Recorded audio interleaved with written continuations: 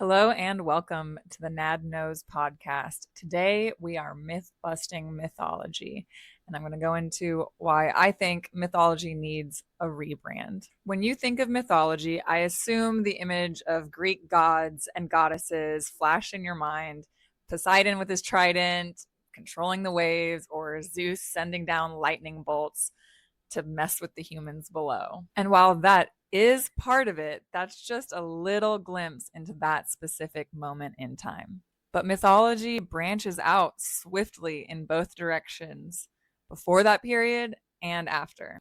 So today we are going to get into what mythology really is. I'll tell you the story of the oldest known myth, how mythology has evolved over time, and why its absence today might be making our lives a little bit harder. Let's dive in.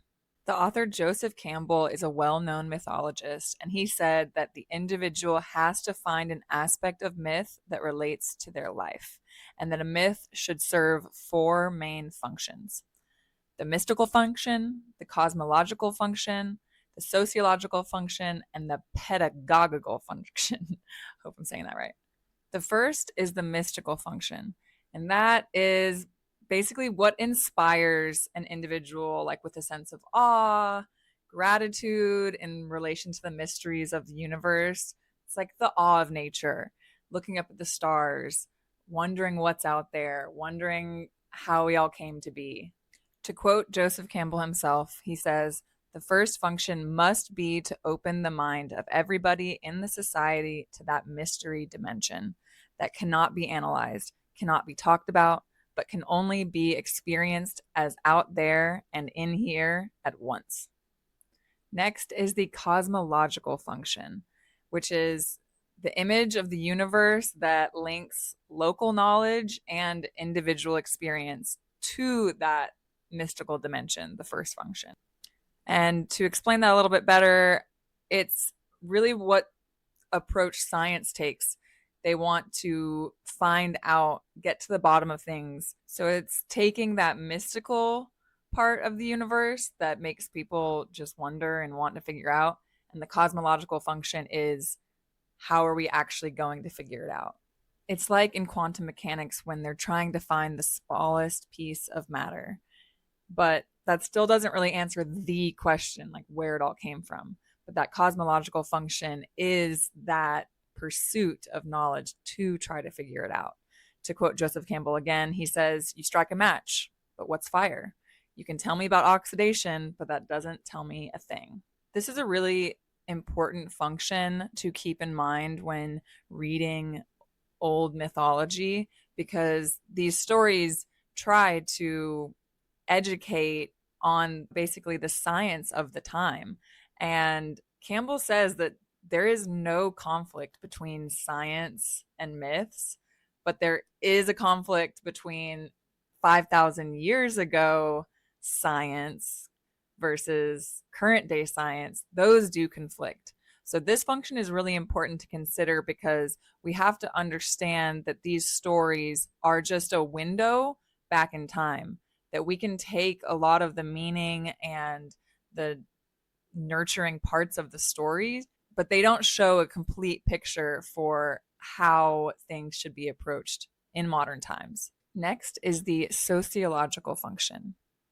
The sociological function validates, supports, and imprints the individual with the norms of that society or certain social orders or religious orders.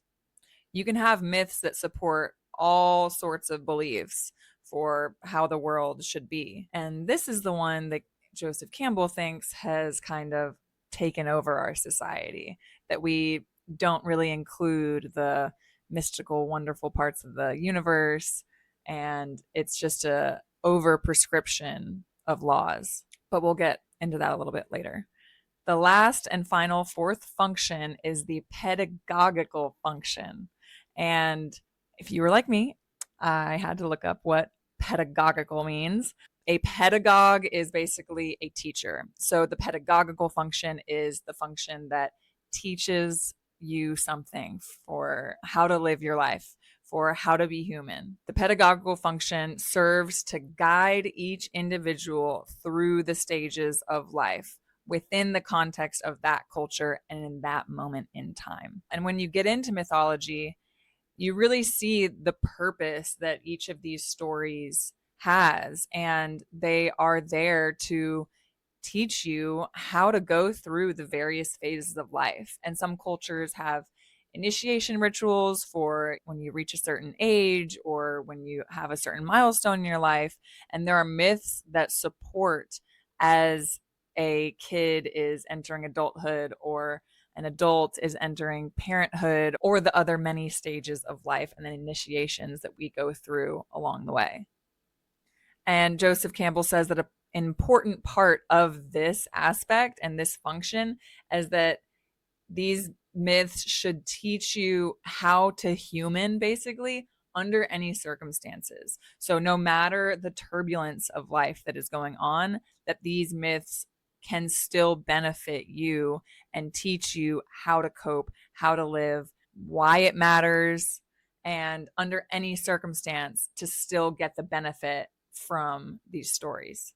So just to recap, 1, the myth needs to tell you about the mystical, magical, mystery dimension of the universe.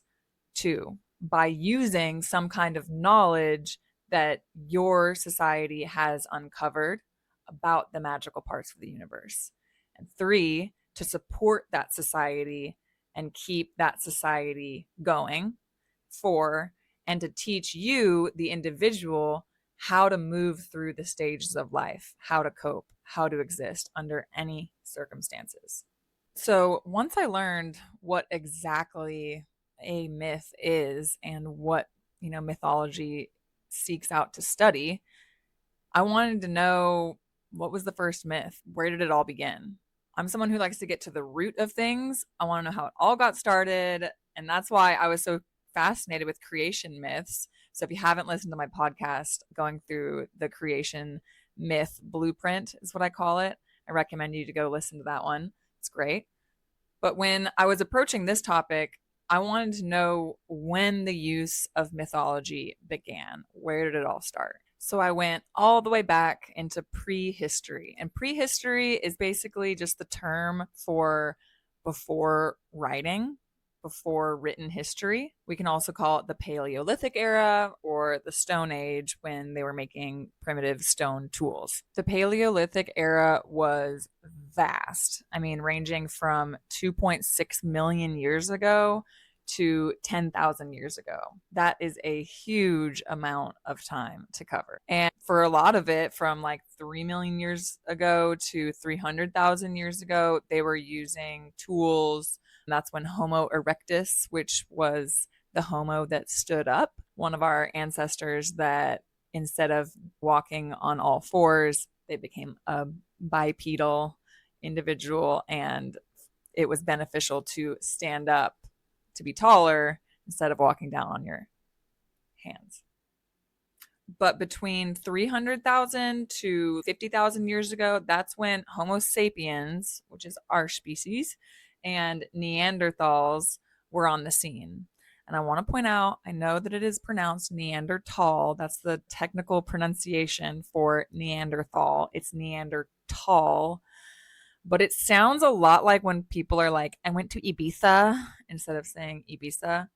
So I'm just going to say Neanderthal and be a Neanderthal about it.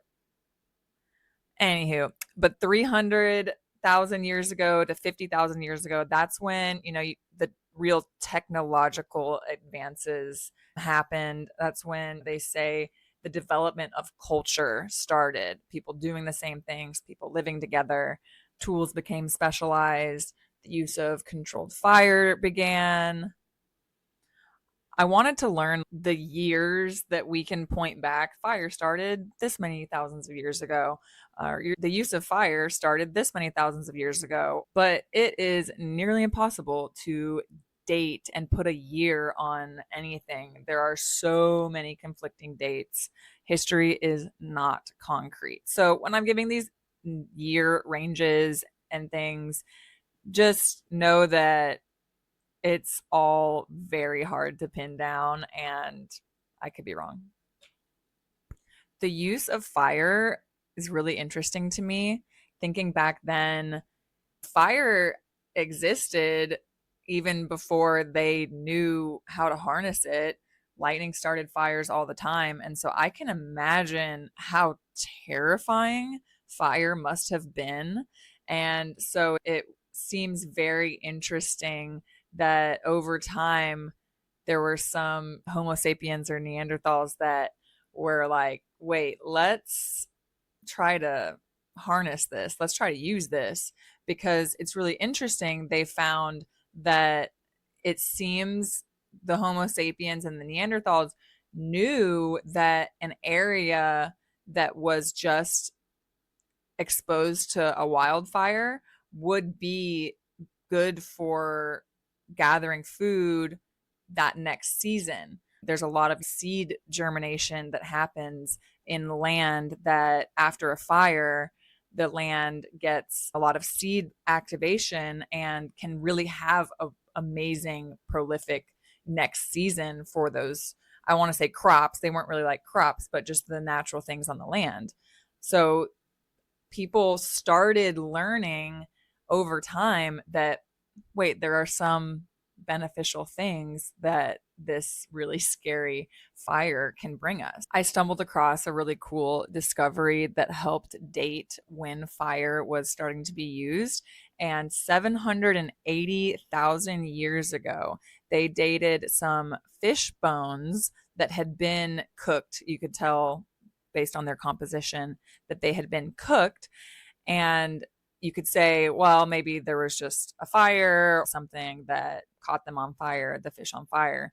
But these cooked fish bones were found inside a cave, indicating that they purposefully were cooked, that someone had started a fire in a cave and cooked some fish and ate the fish and left the bones there. So, really interesting. But moving on through our timeline, 50,000 years ago to 10,000 years ago is whenever scientists believe that Homo sapiens brains have evolved enough to have some form of what they call symbolic thought. This is when art started showing up, evidence of rituals and ceremonies, more specialized tools. So, in the past, like I said, the Stone Age is really, really large. They have been using stone flaked tools for a long time. But this era of the Stone Age is really defined by more specialized tools. So instead of Homo sapien having one stone that they've flaked and sharpened into maybe something to help them hunt, versus the more evolved version of that is having a leather skin toolkit basically with various stone tips for different purposes, like a toolkit, which they have uncovered in archaeology. It's really interesting. So, it's not just a reactionary human society. It seems more methodical. They're developing this processing power of their brain. And we're still in the era of no written language, and language is said to be developed 100,000 years ago. So, as the tools are becoming a bit more specialized, we're finding also these symbols of art within society. And a really great and super beautiful example of this is the Venus of Willendorf, which a lot of you may recognize the figurine. It's a woman with very voluptuous features, and it's a little carved statue that was actually painted with red ochre. And it really serves as some of the first art. And these Venus statues existed through time for a very long time. And to me, this is kind of one of the first like inklings of mythology that we had as proof for a long time, that they have theories that she was a fertility token of fertility or like a talisman, or that it was an homage to some kind of mother goddess or fertility deity, something that is indicating there is a lot of thought put into this. And I'm sure that there were women of that time that really wanted to get pregnant and start life and pass on to their offspring. And so this is a really cool kind of first indicator 30,000 years ago that they were thinking in this kind of mystical dimension. But really, for the most part, the prehistoric mythology bookshelf is pretty empty. We have some cave paintings, and the oldest cave painting that we have discovered is actually in Indonesia. It was in a cave, and it's of a big giant pig that I'm assuming they slaughtered. And they've actually had ways to identify the species of pig that was there in that time to what those cave paintings were drawn of. I like to imagine the various reasons why they were deciding to put that on the wall of the cave. Were they boasting about this massive pig that they killed? Or were they being nice to the next hunters that happened to be in that cave, telling them kind of what's on the menu for this land, that like, hey, there's some nice, juicy, big pigs here. Go out hunting and you might find one. Or were they notes to themselves that with when they were there next season, that, oh, remember, this is the place to go hunting for these big pigs? And I say next season because often we can think about the hunter gatherers as just complete nomads that just wander aimlessly and never come back to the same spot throughout the year. But it's really interesting. I read a book called The Dawn of Everything by David Graeber and David Wengrow. They've been discovering that there's more likely to be nomadic tracks that people were moving on, and during different parts of the year they would stay in different parts of the land. Now, is that applicable for every nomadic group? Probably not. The example they used in that book, The Dawn of Everything, was that whenever the colonists came here to the Americas, they were like, wow, this land is, it's the land of plenty. The crops are growing. The soil is so rich. There's all these natural crops and things, and no one's living here. Why isn't anyone living here?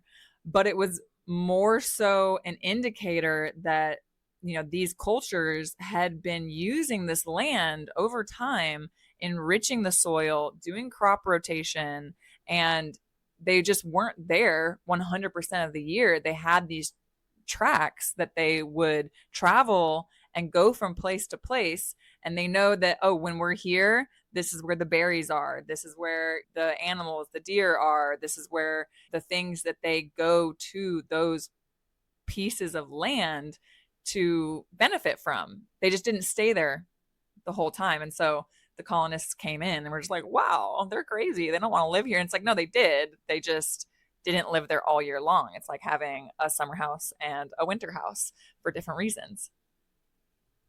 So back to the cave paintings, it's really not an indicator of a mythology. Even the Venus of Willendorf, these are things that we can point to, that they are having more complex thoughts. They are surveying the land. They are wanting to write down what the land holds. They are wanting to maybe have this fertility, and you can see the wheels are in motion. But without anything written, there's really no way of knowing what myths they were telling. During my research for this, I found some scientific studies that used genetic analysis that tried to genetically figure out what religious activities were going on in these hunter-gatherer times. And predominantly it pointed to the idea of animism, which animism is the idea that everything in nature has a spiritual essence to it, whether it's the squirrels, the deer, but also the grass, the rocks, things that we don't really think of as animated. And during this time, this is really when language started to develop. Like, the linguists have studied that there's certain vocal folds that evolved at certain times that made more range and pitch and sounds possible to even speak. They think that this proto language, like an early form of language, was a combination of sign language using your hands and noises that people were able to make. But it wasn't until like 130, 100,000 years ago that a form of language really developed, which is really interesting when talking about the idea that animism was a proponent of their religion back then. This is kind of like when language was developing, at least as far as they know. Some theories are that it was much older than that. So it's really hard to say one way or another. But there are some indicators that they were communicating with each other. They found the crafting of red ochre, which is a pigment, and this use of pigment and processing of the pigment in a specific way persisted throughout Africa. And that showed the development of culture and the development of behavior in society. So, although they may have still been in the phase of having a proto language where it's a mix between mouth sounds and sign language, they were on their way to communicating with each other, teaching skills, and in this instance, teaching the knowledge of making this red ochre pigment. It's really cool to think about those very first communicators and how they started expressing sounds. And really, they were our first creatives, trying to make sounds in various ways. Maybe they were mimicking animal sounds, or remember when you were a kid and you just wanted to make weird noises with your mouth just because? They were like that too, except there wasn't a language to adhere to. They were literally being the very first creatives in the form of speaking and making sounds. To me, that's just really trippy to think about. And it's cool thinking about the different styles and sounds that languages have. A lot of this prehistory comes from Africa, and the languages where it sounds like clicking, the first creative for them just may have picked those clicking sounds to start impersonating and refining, and just these sound cool. And a whole side of language that is very different than ours has developed in that way. Was it because of one person's just affinity towards the sounds of clicking? And it's just really interesting to think about. Now, again, you might be thinking, what the heck does this have to do with mythology? Natalie, get on topic. And I promise that it does, because I want to set up the stage as to what we're dealing with in this prehistory time and how little we know about it, really. It's just hard because we literally do not know the mythology, because before written language, there is no way of knowing. Or is there? Here's where I want to introduce to you the earliest known myth in history. And for anyone that paid attention in school, you may be saying, I know it, I know it. The earliest myth is the Epic of Gilgamesh. And I regret to inform you that you're wrong. That's the earliest written myth. But what I'm going to tell you is the earliest known oral myth. And just for a little bit of time reference, the Epic of Gilgamesh is from around 4,000 years ago. And the story that I'm about to tell you is from 100,000 years ago, at least. This is the story of the Seven Sisters. This story shows up in Native American mythology, Aboriginal mythology, Greek mythology, Hindu mythology, Chinese. The list goes on and on. This story persists in culture all around the world. It is very widespread. And not surprising, the story is very similar in each of these cultures, whether it's divided by continents, by time periods. This story and its core tenets have remained the same for a very long time. The stories are same, but slightly different. Today, I'm going to focus on the Aboriginal Dreamtime story of the Seven Sisters. The Aborigine people are the indigenous group from Australia. And Dreamtime is the concept of the space before all of this began, where time does not exist in the same way. Dreamtime stories are stories that tell of the creation of the universe, the creation of the earth, creation of humans, even laws, and even things like the dynamics of the food chain in nature. In a simplified way to think about this, you can think about Dreamtime stories similar to the book of Genesis in the Bible.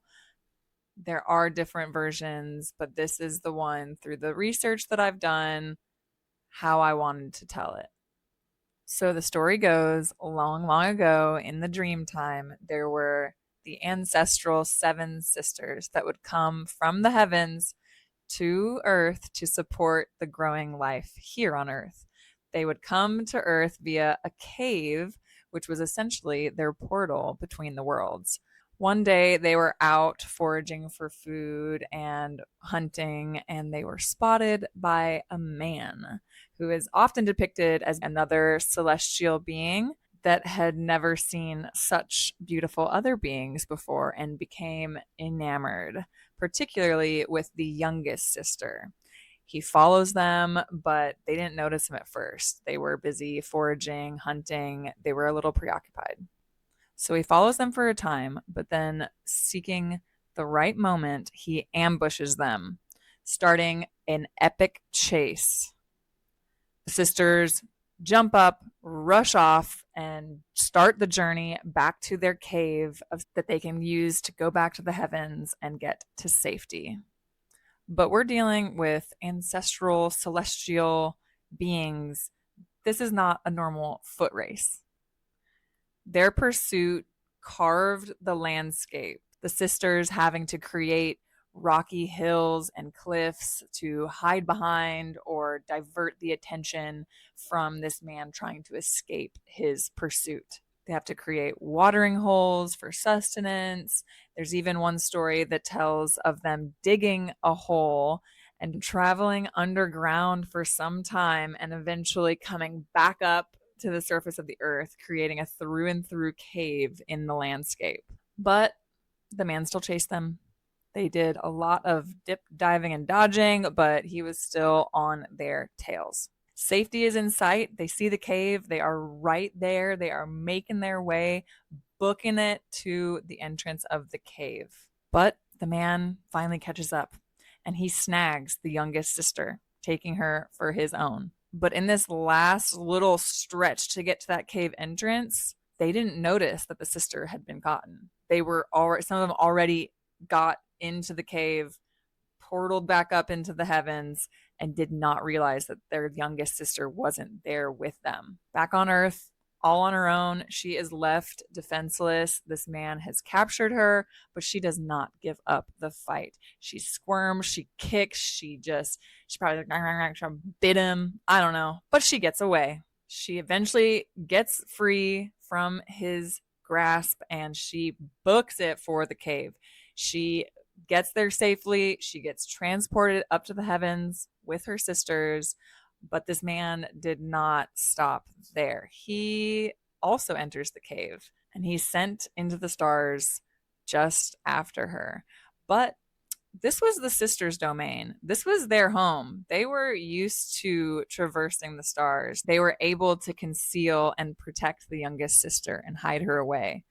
And while the hunter was there, he was frozen in the stars, just out of reach, because this was not his domain. And so, if you haven't caught on by now, this is the story of the group of stars called the Pleiades.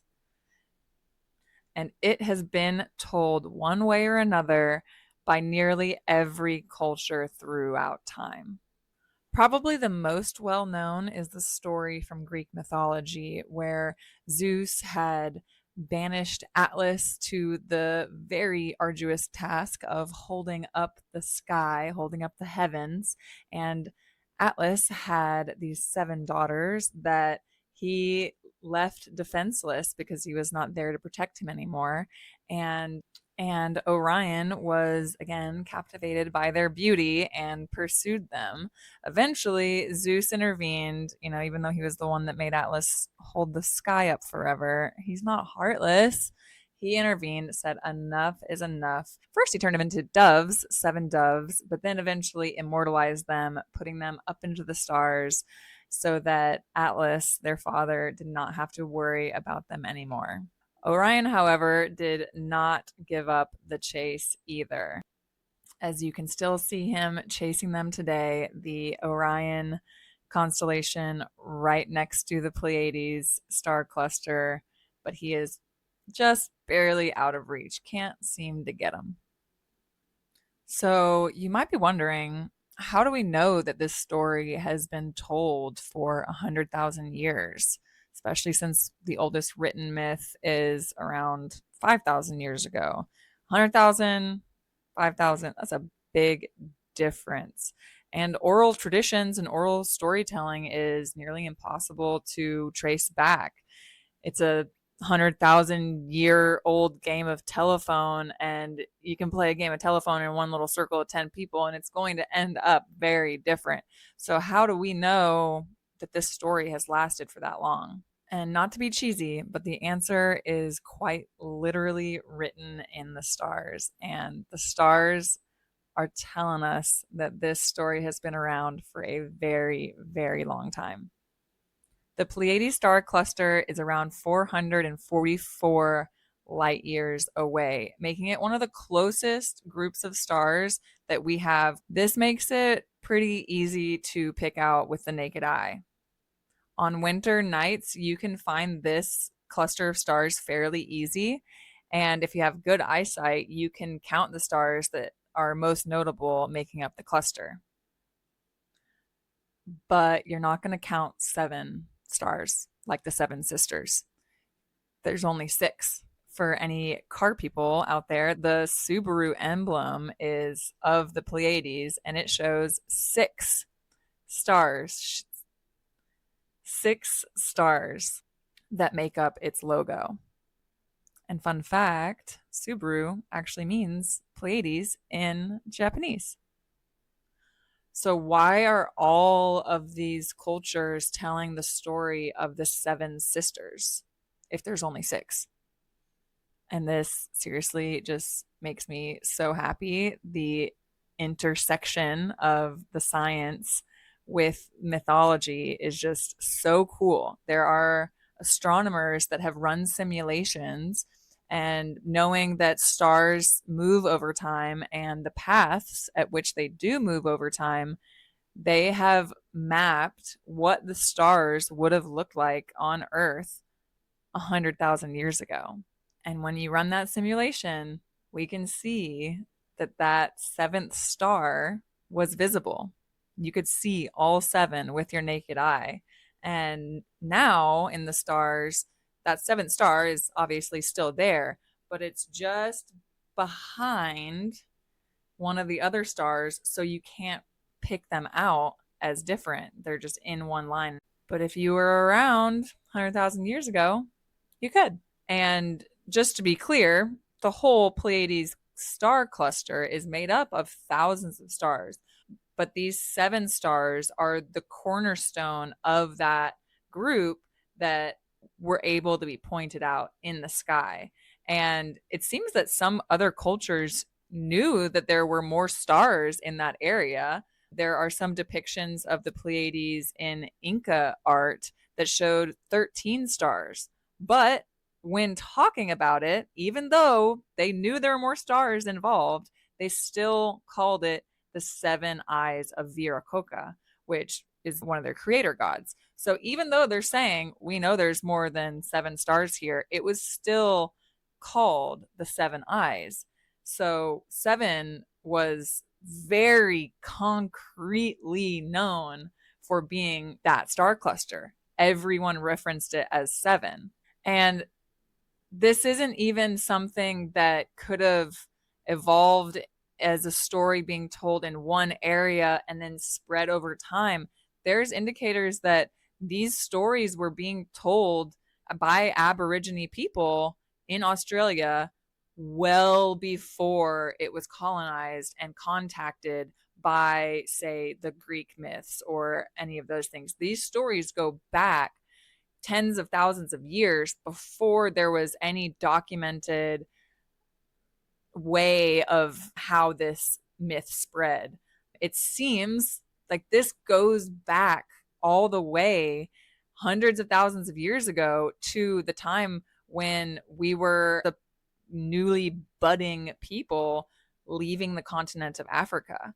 And it seems there were groups of people telling these stories of the Pleiades, and these stories stayed with the people from the first, well, actually second migration. In just a little caveat, there's a theory, there's a couple theories that people migrated off of the continent of Africa and made it pretty far in various places, but because of different climate variables, it seems like most of those first wave of migrators died off or came back to Africa.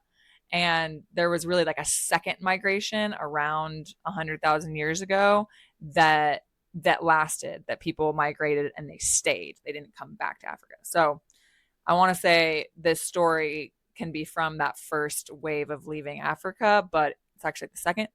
I imagine there's a group sitting around a fire telling this story about the Pleiades, the seven sisters, not knowing that this story is going to keep hold in society for hundreds of thousands of years. That is so mind blowing that oral traditions can really stay rooted in society. And I also want to make it clear that the variables of this Seven Sisters story has absolutely shifted over time to suit the culture and society. Just like we were talking about in the beginning, that each function of the myth serves a purpose for the societies within it.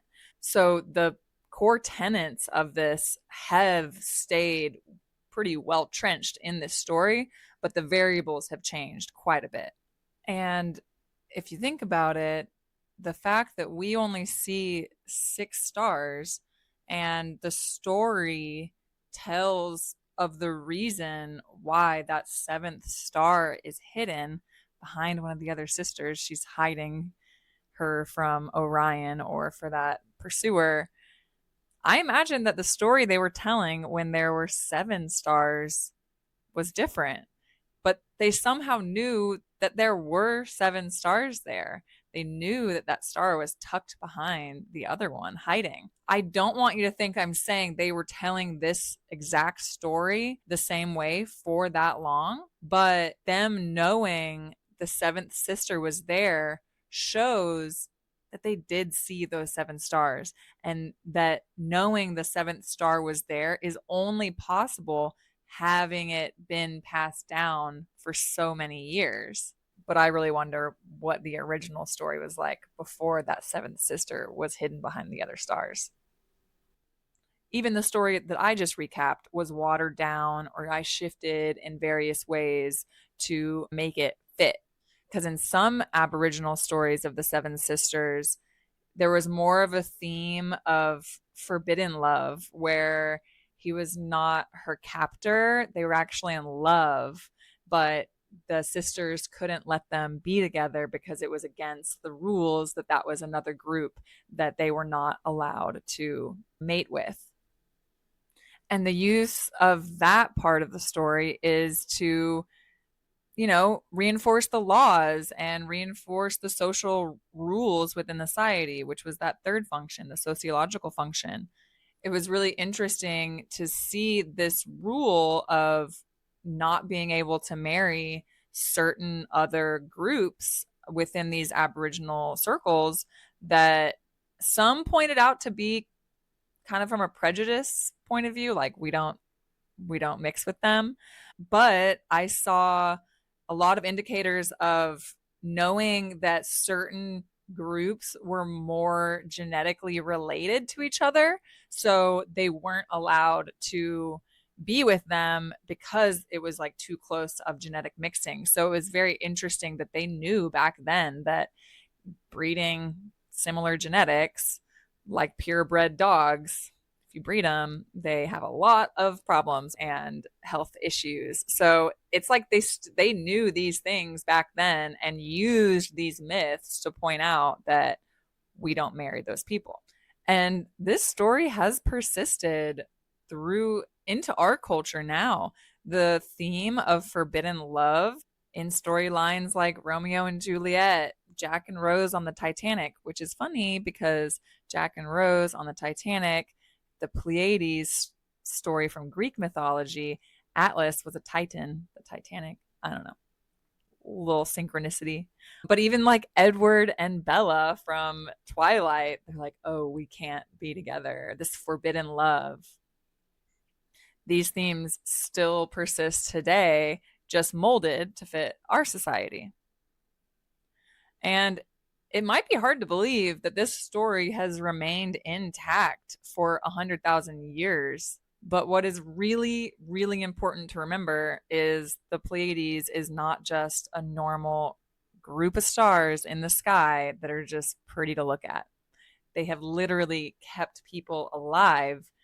The Pleiades were used to track time, they were used for navigation, they guided agricultural practices, when to do this, when to do that, and used for sailing. And there's a reason these stories were told.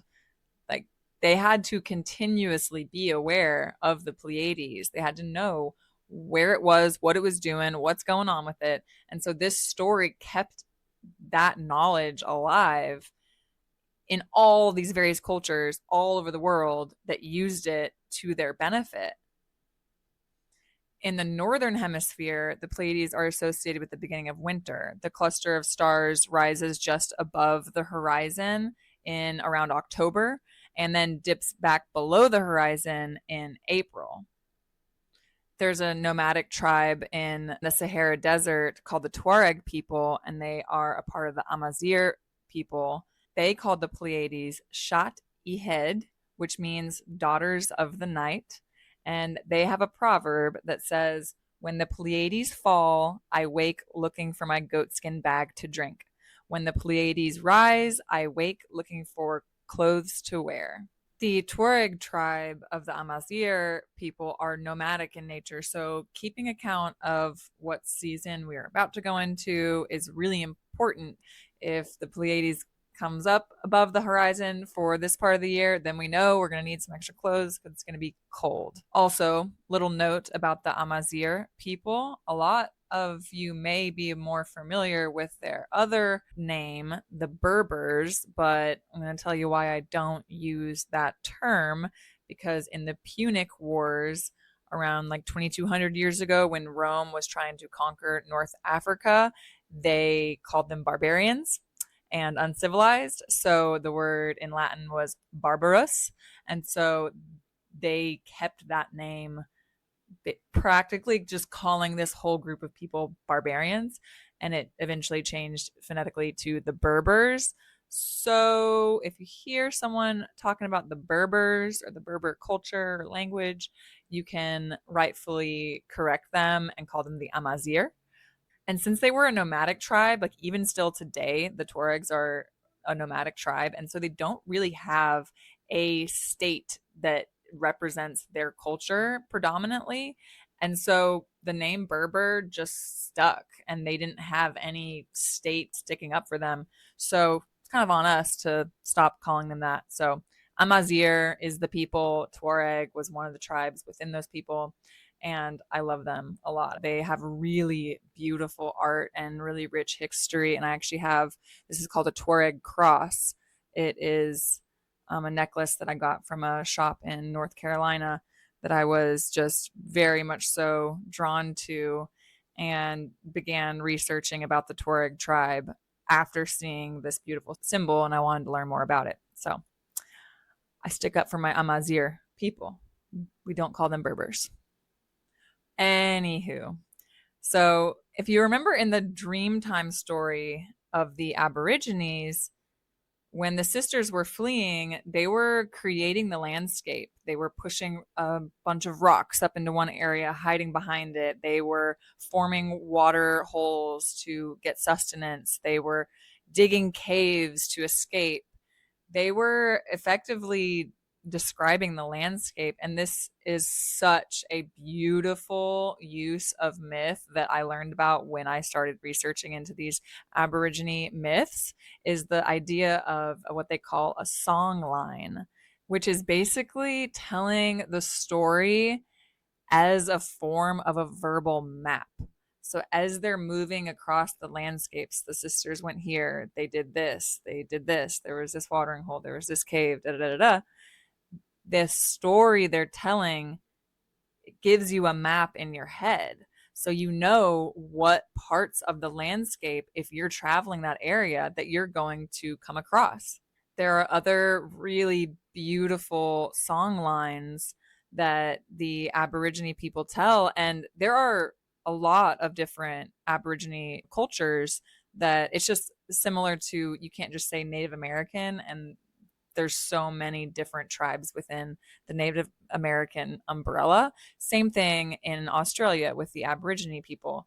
They have these various stories and song lines that they tell, that tells you of the land. It educates you of the topography, of the geography, of the path that you should go if you're traveling it. And if it's like a little bit hard to understand, a dumbed down version of this that we might be a little more familiar with is when, how back in the day, given directions, you might say, when you see the tree that splits into two, turn left, go down that road for a while until you see a rock that looks like a goose egg. If you've gone and you see a brushy creek on your left, you've gone too far. That's basically the idea and the concept of these song lines, but you know, a bit more richer in history and meaning than just telling your friend where to go before maps was a thing.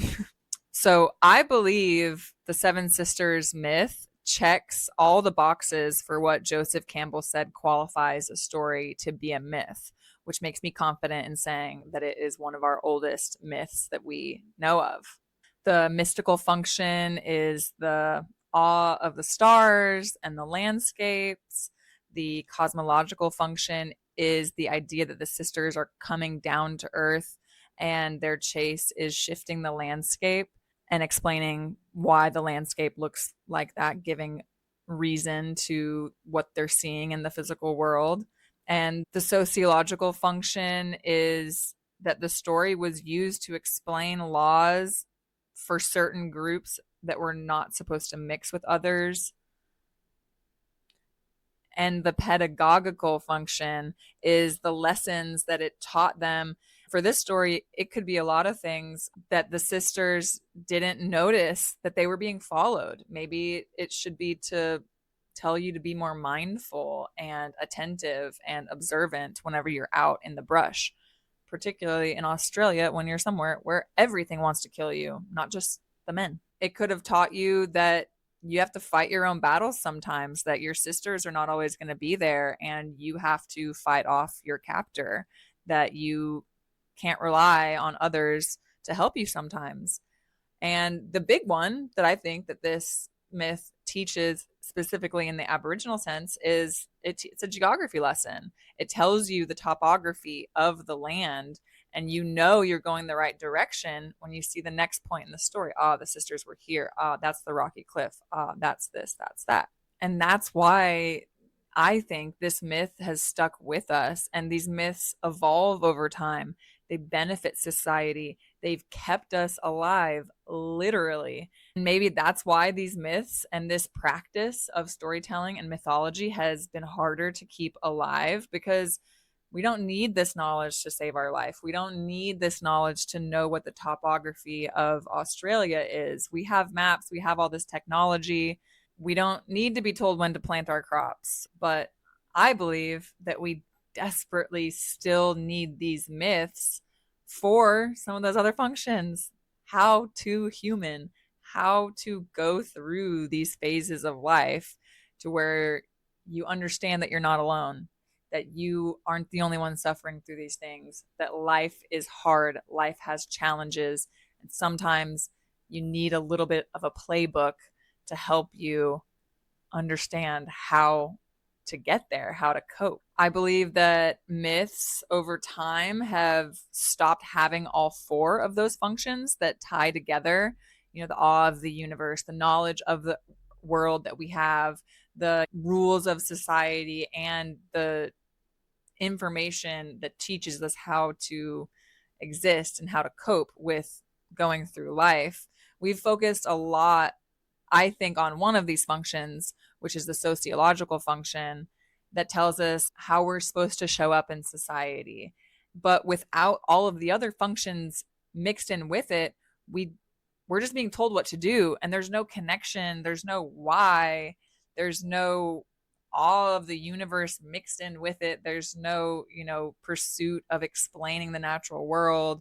There's just the rules. It's not even containing the ideas why we need to do these rules and why they'll help us cope, why they matter. So when rules and law and order, which is a term that they love to use these days, when that's the only function, the laws become overprescribed, lacking the how, lacking the why it matters, making it harder to follow, making it not have any substance. And we hate being told what to do. So many people, when we're told what to do, myself included, I don't want to do it anymore. If you tell me what to do, I'm not doing it. You tell me why, I'd be like, maybe that makes sense. And an example of this is the plethora of rules in the Abrahamic religions like Christianity that dictate things like not mixing two fabrics together, or that you have to marry your brother's wife if your brother dies before you guys had kids. That was a law. That's a law in the Bible. I mean, we could get into a lot of other laws that have not been necessary to continue to exist in this society, but there's no explaining, there's no reason why these things benefit our society. And like the Aboriginal myths that you aren't supposed to mix because we're related. That's a pretty flat out makes sense kind of rule, but they still had to have these stories that explain and make you understand why the rules are the rules. But just like the Seven Sisters myths get dated very fast. What was necessary for one society does not transfer properly over thousands of years. And each generation should continuously hone and keep alive the certain things that help our society thrive in this moment of time. Because America, being a predominantly Christian nation, that book was written thousands of years ago, and it's not pertinent in those laws and those rules. It's not pertinent to us today. Do I think that the teachings of Jesus would have immense benefit for our culture today? Absolutely.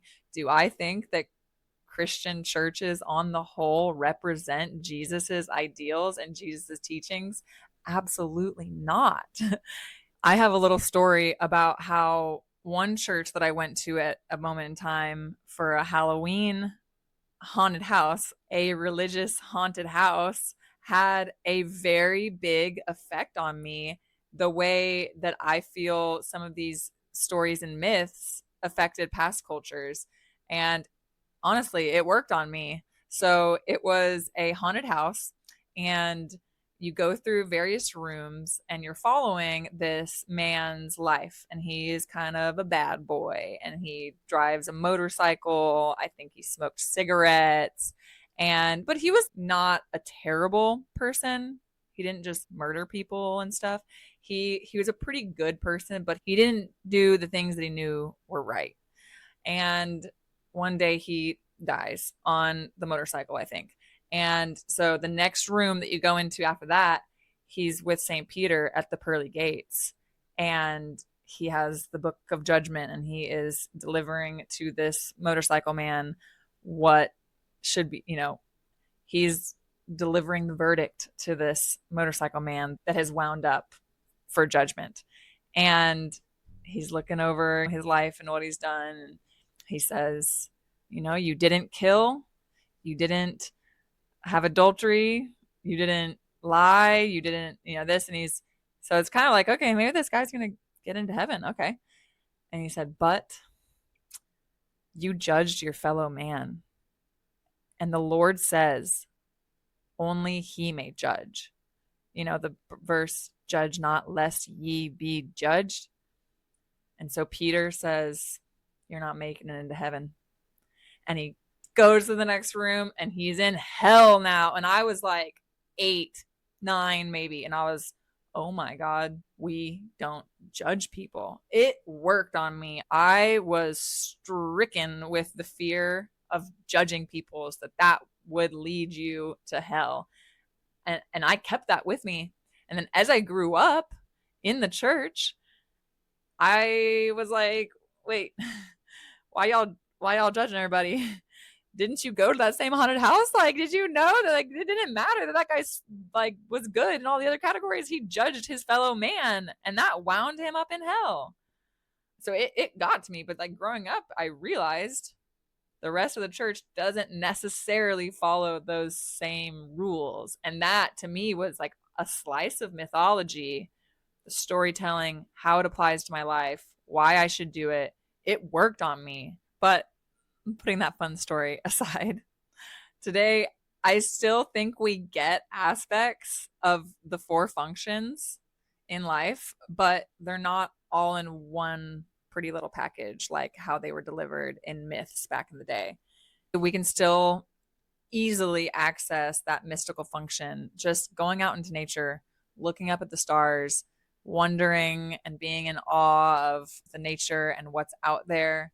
The cosmological function, to me, you can just blanket that function as science, the pursuit of wanting to figure out everything, explain the land, explain why things happen, and use it to explain the mystical parts of life.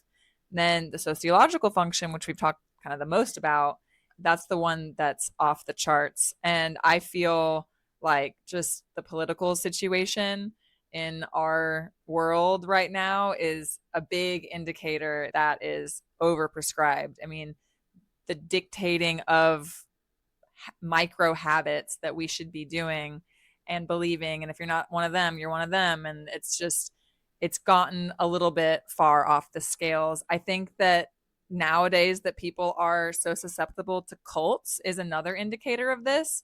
And, you can watch a cult documentary and think, how could that have happened to them? That would never happen to me. But there's something inside humans where we want to be told what to do. We want to be told this knowledge, this secret knowledge that really just holds on, but it doesn't have the substance. Or if it does, it's fabricated and it's really because of a personality behind the cult that is running the shots. It's not connected back to that awe of the universe, what we know about now and how it can help us survive.